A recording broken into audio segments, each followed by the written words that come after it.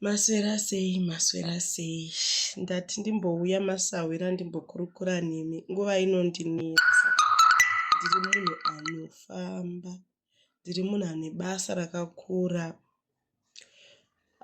Basa rangu rinoita kuti ndishayikwe. Ndosaka muchiona chero mukaisa makomenzi enyu handigoni kureply nemavhidhiyo nekukasira sezvinoita vamwe. Uye ndiri kungoona vanhu vakawanda vava panapa paprofile yangu. Ndati ndizodaira mibvunzo yenyu mizhinji yandiri kuona. Ndichatanga nemubvunzo wekuti izvo munhu anoita matare anonamata Mwari here? Munhu anoita matare anonamata Mwari. Nekuti Mwari izita redu rechivanhu. It's not a Christian name kuti Mwari. Mwari zita rakagara ririko kubva pasi chigare varungu vasati vauya. Tainamata Mwari. Ndosaka vanhu vaenda kunosumira pasi pemiti, muhacha, mabaobab tree kunokumbira mvura nei. Mwari akagara achinamatwa. Vana Chibwe Chitedza, vana Mutanga Kugara, ese mazita iwayo mazita aMwari aakapiwa.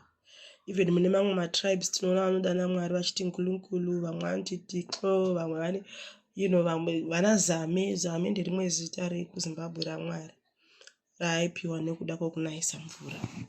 Saka kunamata kwakagara kuriko. Saka pakazoya varungu vakazama kutirwisa zvakawanda.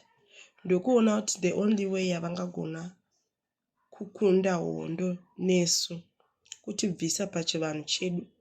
Remember Chimurenga takachikunda through vadzimu vaitungamirira maWar Veterans. Kana uchida kunyatsonzwisisa nyaya iyoyo unofanira kutsvaga documentary dzeChimurenga. Unyatsokunzwisisa kwatiri kubva nechivanhu nokuenda nacho. Saka zvadaro vaona kuti isusu vanhu ava hatimbovakundi because vadzimu vavo vanovatungamirira vachivaudza zvekuita. Tinofanira kutsvaga ndichashare tsamba yandichashare yaKing Leopold II yakanyora 1883 ine chekuita nepurani yavakaronga kumamishinari avaituma kuAfrica. Vaivatuma kuzotendeutsa vanhu, kuvadzidzisa Bhaibheri, kuitira kuti vanhu vanzi Mwari wamunonamata imi hasi Mwari. Zvamunoita zvokupira vadzimu hazvitendegwi. And this was a business decision yekutora muAfrican zvake. So why is it mazivano vanhu vose vakuita chivanhu fembo mavhidhiyo ari kuwanda? Dzimu reAfrica rakamuka. Vadzimu vedu vakamuka. Pamakore ese anga akasungwa vanhu vatema brain. Pakaita paradigm shift. COVID yakauya iyai yanga iri inonzi paradigm shift yekumuka kwevanhu. Ndeimwe level yeumweya. Handizonyanya kutaura nchidzikisa because dzimwe dzacho ndinoda kutokutaurirai Greek yamusingazonzwa. But pakaitika COVID paya kwaiva kusheka kwenyika. Africa ichibva yamuka yatinoti awakening.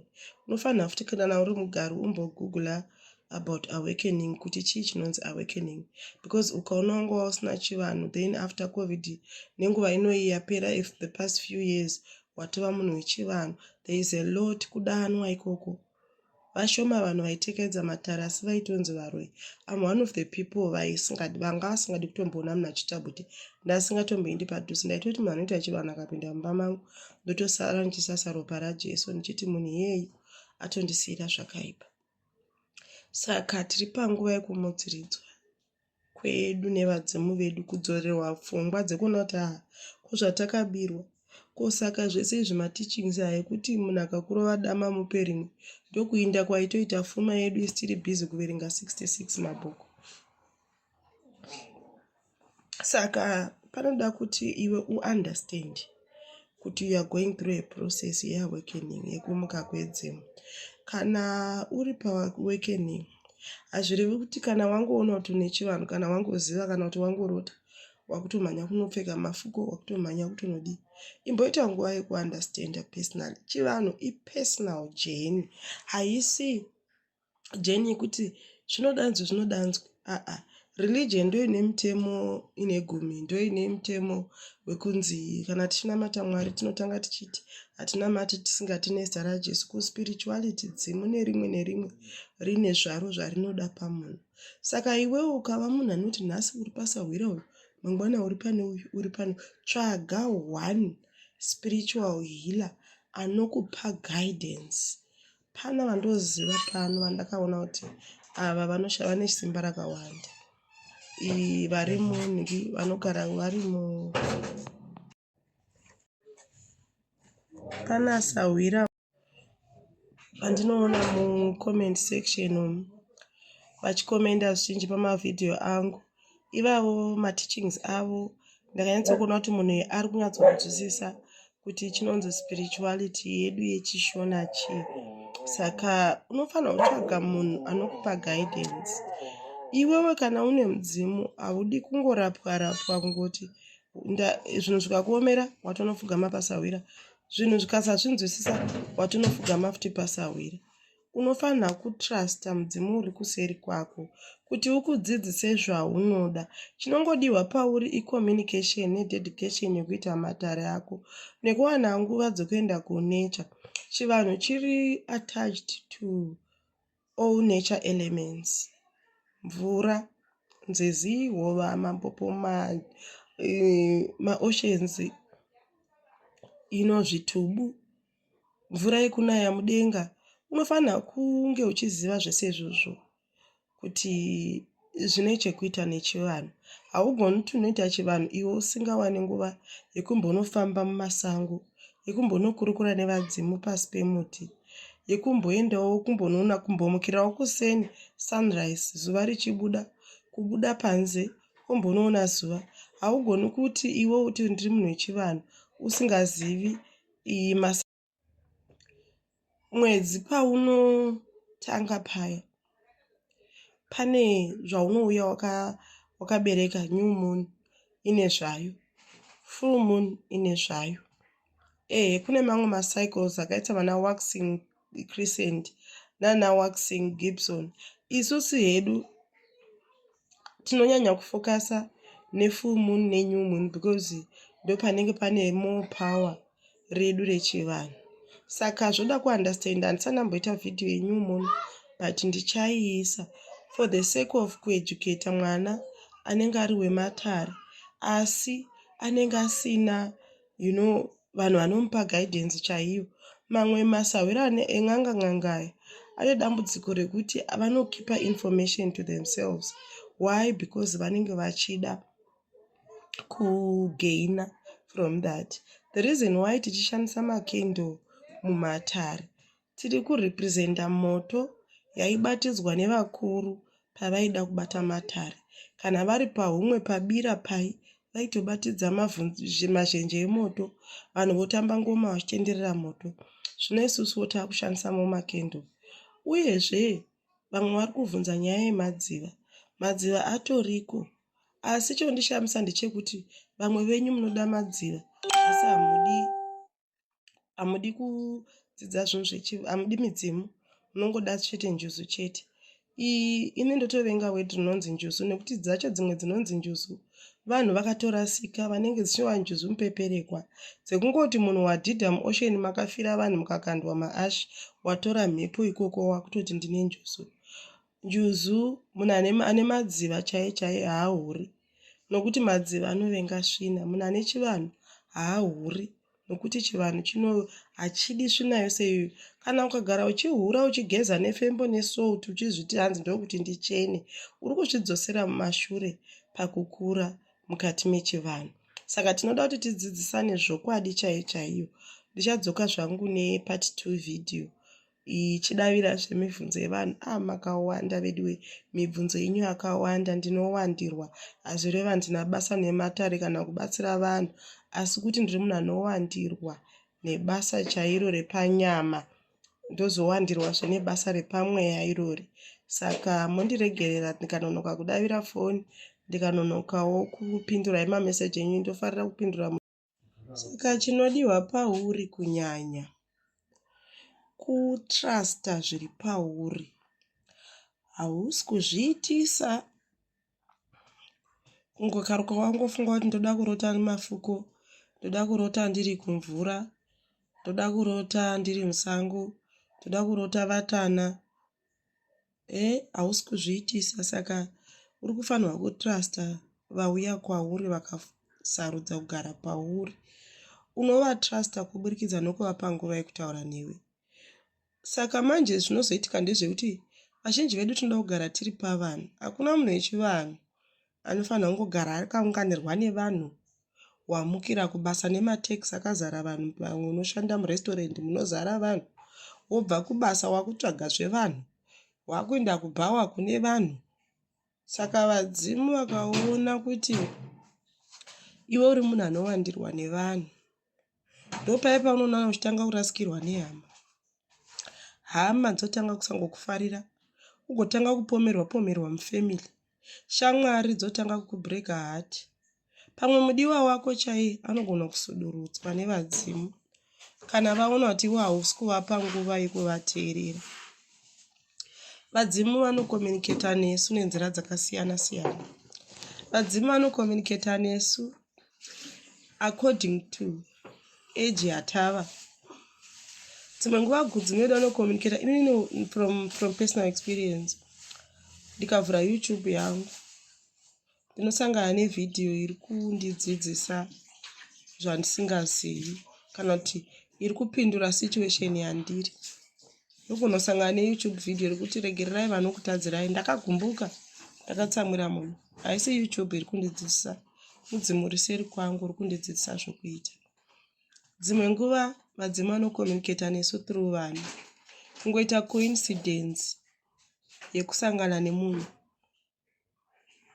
obva atopedzisira atovasahwira wako, anotozokubatsira kukutekaidzira matare. Wotosangana nemunhu, unogona kusangana nevanhu vane chimwe chevanhu vakawanda, but pane munhu waunonzwa kuti uyu ndiye uyu. Achiti akataura unonzwa kuti aiwa, uyu munhu ari kutaura zvinhu zviri kunosvika mumwoyo mangu.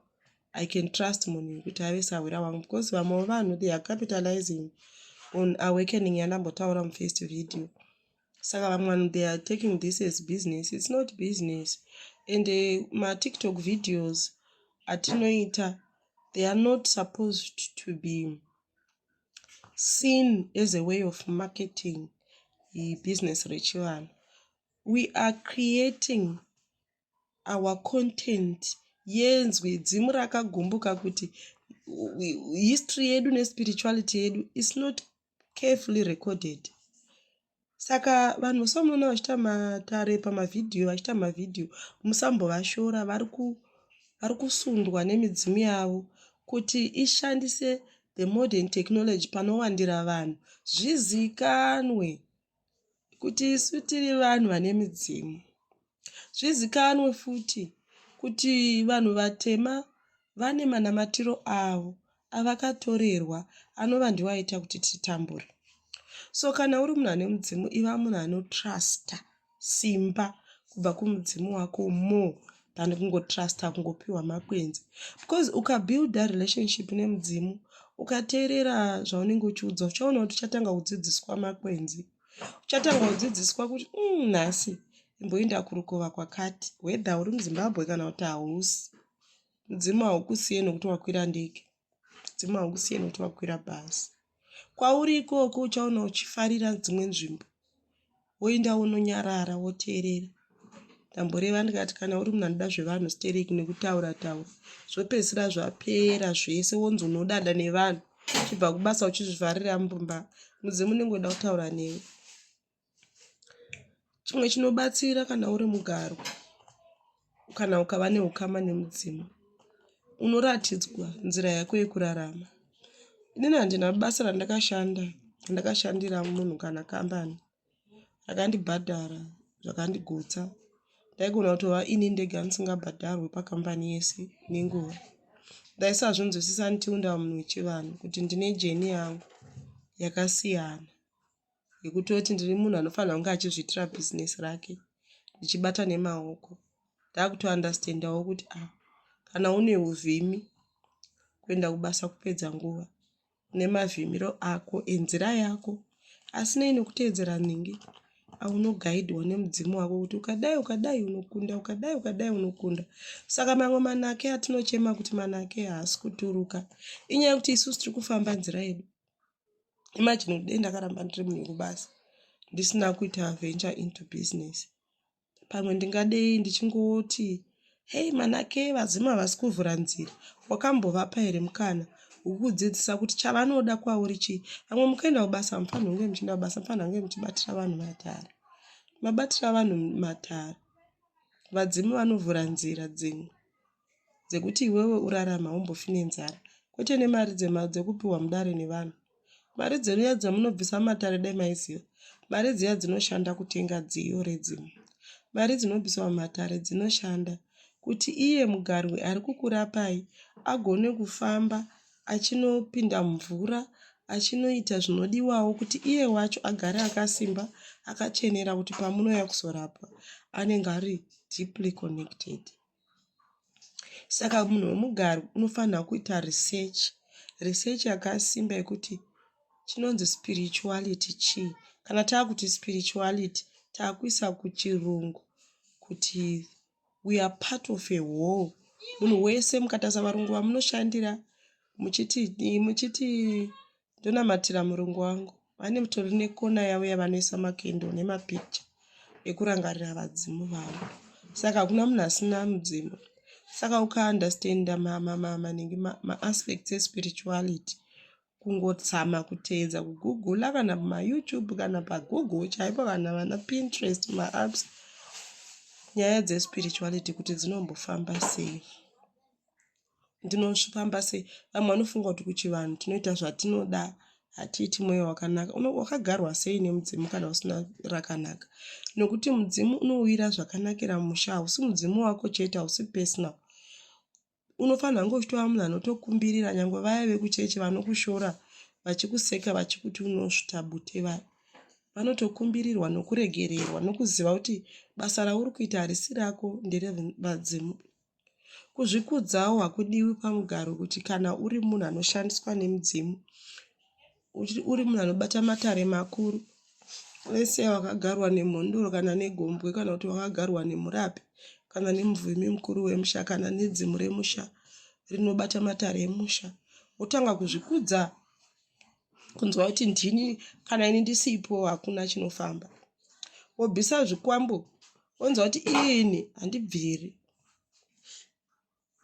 Ipapo panonetsa, chipo chinodzikira, chipo chinoderera chemudzimu.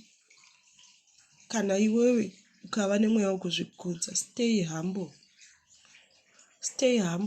kuzvininipise, ubvume kutukwa nekushorwa, kwete kuti inini ndakanzwa mwana vanekaunhu kekuti vanocelebrata kana vakanetsana nemunhu vakazona munhu yachitambura, because munhu mugarwe ane simba. Ukataura kuti uchakaura iwe kana kuti uchatambura iwe usina mbobata mushonga, munhu iye anototambura, because iwewe uri kutaura, usi kutaura wega, une pose pauri, hazvinei kuti uri kubasa kana kuti uri kugigi, mudzimu unenge uripo. Ndosaka makaona pavhidhiyo yandakaita iyaya yandakati ngatimbofarai timbopanana nhoroondo, pese pauri mudzimu uripo. Saka zvininipise, uve nemwoyo murefu, uregerere, because kusaregerera hakudiwi mumatare. Utsinya hahudiwi, kufundisira vanhu kutyisa, kunzi vasvika vaya vane chivanhu, tinotya, ukabata chinhu chavo unogona kusangana nezvaunosangana nazvo. Aiwa, tinoda kutekedza matare anotikonekta kumaroots edu. Takatora nguva yakareba tiri miti isina midzi, saka tiri kuda kusvika kutaproot chaiyo, pasi pakadzika pematare, tigone kuva nendaramo yakasunungurwa, yakajekeswa nevari kumhepo. Zvikatiomera tisarohwa nehana, inini handimborohwi nehana chero ndikashayiwa mari, chero zvinhu zvikaoma. Sei? Nokuti ndinoziva kuti varipo vanondimiririra, vanofamba neni.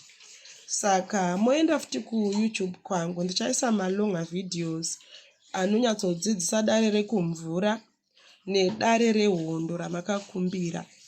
Moenda kuYouTube monosubscribe, ndichaisa link yeyoutube. Subscribe hai kuyoutube, ndinoisa ma 30 minutes ma 1 hour video.